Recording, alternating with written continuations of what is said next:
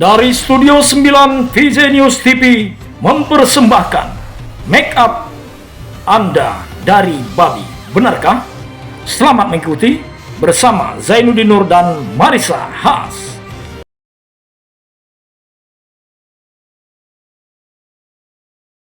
Guys, di tengah-tengah kita berseliweran, bergelimpangan, berserakan. Anda nggak suka saya menggunakan kata-kata itu? Baik, saya katakan tertata rapi, tersusun indah, berada di dalam etalase, harganya murah, terjangkau, baik dalam bentuk serum, krim, ataupun yang bisa dikonsumsi. Bisa disuntikan. Apa itu? Alat-alat kecantikan, make up, bisa bikin wajahmu glowing, awet muda, keriput tersamarkan, bahkan ada iklan yang mengatakan bisa hilang. Cuma sayangnya guys, beberapa informasi yang sampai pada saya, mungkin kepada Anda juga, ternyata di antara produk-produk itu menggunakan bahan-bahan yang tidak halal, yang dilarang dalam Islam.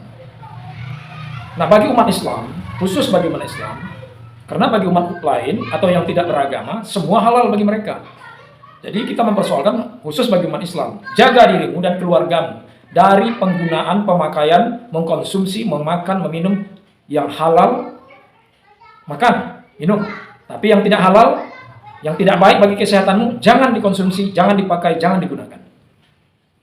Misalnya kosmetik yang terbuat dari lemak babi, darah babi, gelatin babi, dan lain sebagainya.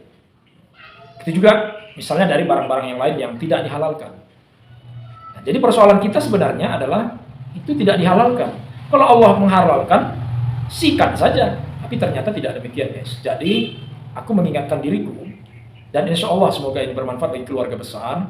Ya ayyuhalladzina amanu qu anfusakum wa ahlikum nar. Jaga diriku, jaga dirimu, jaga diri keluarga kita dari sesuatu yang bisa merusak, menghancurkan, dan memasukkan kita ke dalam neraka. Neraka dunia maupun neraka akhirat. Dalam bentuk penyakit, dalam bentuk bala musibah dan sebagainya, karena kita melanggar larangan-larangan Allah Subhanahu wa Ta'ala. Jangan bangga jika Anda sudah melakukan pelanggaran terhadap larangan Allah, tapi kehidupan Anda baik-baik saja. Itu istidraj. Itu istidraj. Anda boleh jadi senang, bangga, bahagia di dunia, karena Allah tidak menjatuhkan hukuman itu bagi Anda di dunia. Tapi awas, di akhirat, bahkan di alam kubur Anda sudah akan merasakan azabnya. Memang ini soal iman. Ya memang iman. Kalau Anda tidak beriman, mau bagaimana lagi dalam beragama Islam? Lihat Al-Baqarah 168. Ya ayuhan nas, kulu mimma fil ardi halalan thayyiban, wa la tattabi'u khutuwatis syaitan, innahu lakum aduwwun mubin.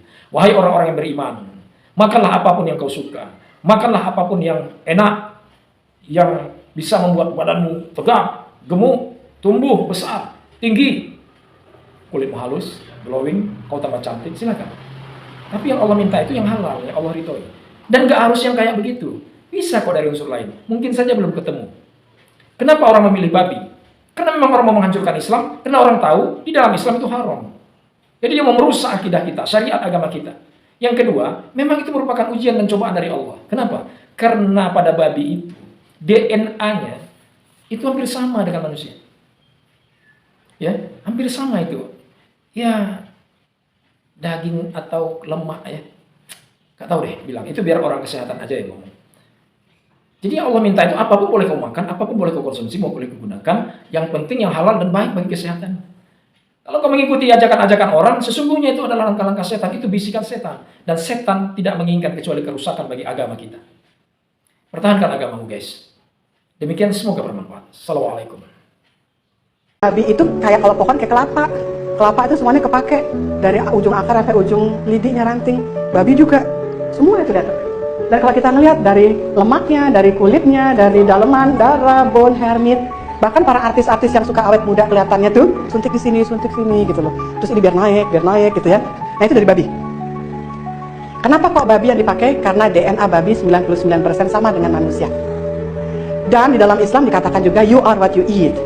Anda adalah apa yang Anda makan. Dan yang kita makan itu menjadi daging dan darah.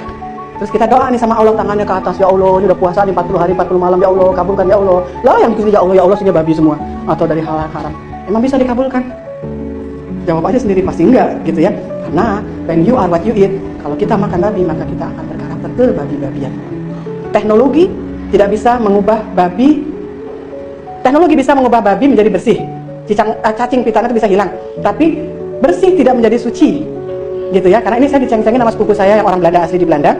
Mereka ceng-cengin, kenapa sih kamu suka sekali? Pertama gini, why you are so addicted to your God? Maksudnya saya sholat 5 waktu dianggap saya keranjingan sama Tuhan saya. Saya kecanduan sama Tuhan. Gitu.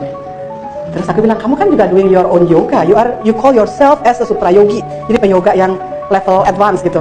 Kamu sendiri jungkir balik, kepala di bawah, kaki ke atas gitu. Kamu nggak makan ini, nggak makan ini. Sama. Why you are so addicted to your yoga teacher? Aku bilang gitu. Nah, terus dia tanya lagi, kenapa kamu kok suka ini sapi? Lihat tuh, saya makan sapi, masuk ke gigi saya. Katanya, emang udah tua soalnya dia. Lihat dong babi lembut. Katanya. Very soft. Dan teknologi sudah bisa menghilangkan cacing pita dari daging babi. Nah, disitu mulai dakwah saya masuk ke Ustaz dengan gaya gue lah gitu, yang selengean gitu, yang penting kan bali gua di walau ayah gitu kan. Iya, bisa emang cacing pita hilang jadi bersih, tapi nggak akan pernah sampai dunia kiamat jadi suci. Because clean is really definitely, completely, obviously different with holy clean, what so called holy clean. Suci. Gitu. Jadi nggak bisa, aku bilang gitu. Jadi kamu nggak mau? Nggak mau. Jadi ya itulah. Jadi setiap orang punya caranya untuk dakwah gitu ya.